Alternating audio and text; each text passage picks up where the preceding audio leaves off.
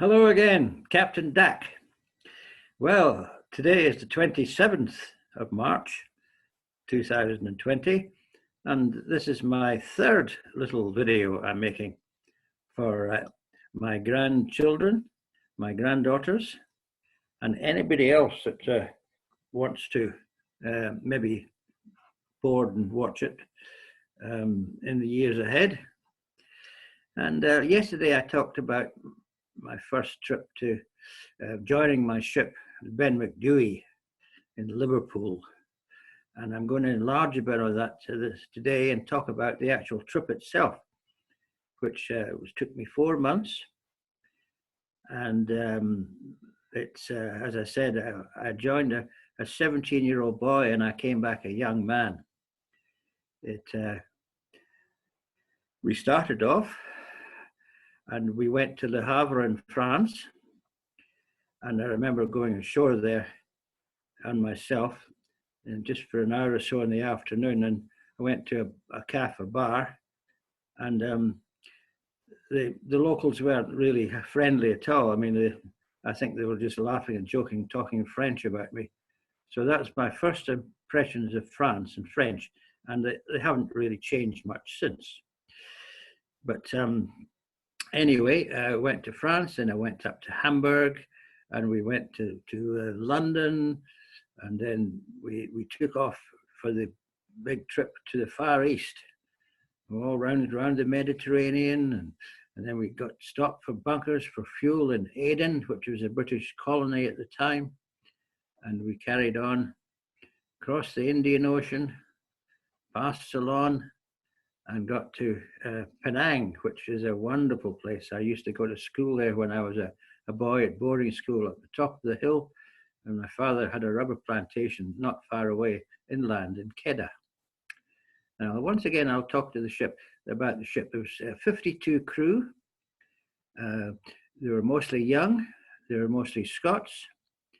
There was about 6 engineers. There was the captain and 4 officers, chief officer,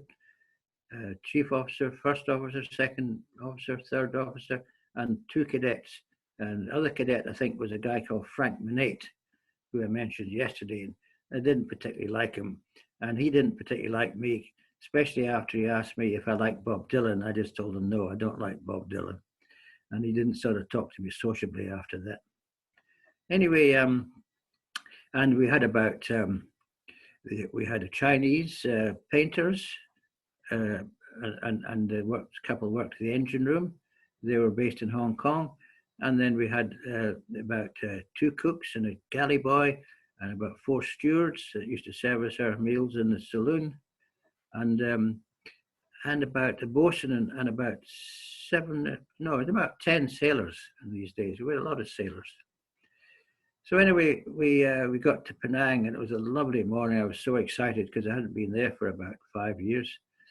And it was lovely going around the point there and getting the smell coming off the land, the smell of the Penang, and we docked and had a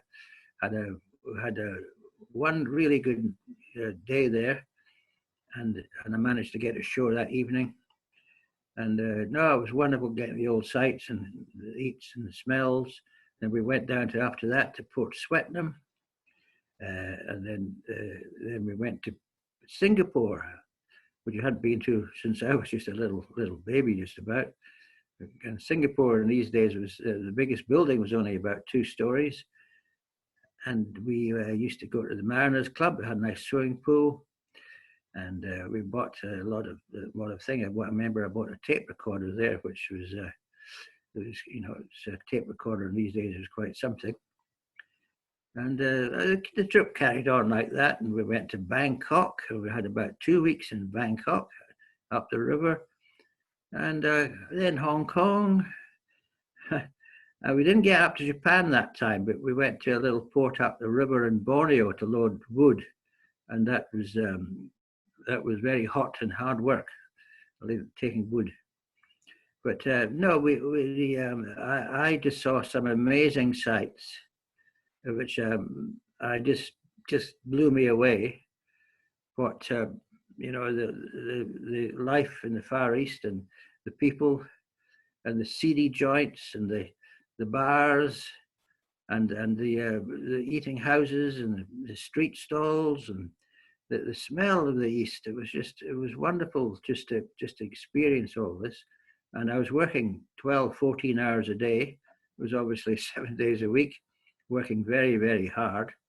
And we were treated like lower than the ship's cat. The cadets were just lowest of the low. Even the sailors, treated us as the lowest of low. But we just had to get used to it. And we worked with them, but a lot of the times we were on the bridge, either cleaning the bridge or doing the brasso. And if not, we were allowed to be up there on watch and keep a lookout. And also I got to learn how to steer. And these days it was hand steering coming in out of port, so we learned to hand steer. But it was a fantastic experience. And as I said, I got back after 4 months, and I remember I went back and told all my friends from school in Blairgowrie what I'd been up to and what I'd done.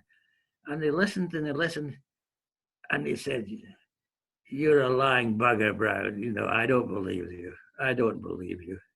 And I said, I don't care if you don't believe me. This is true. This is what happened. This is what I did. And this is what I saw.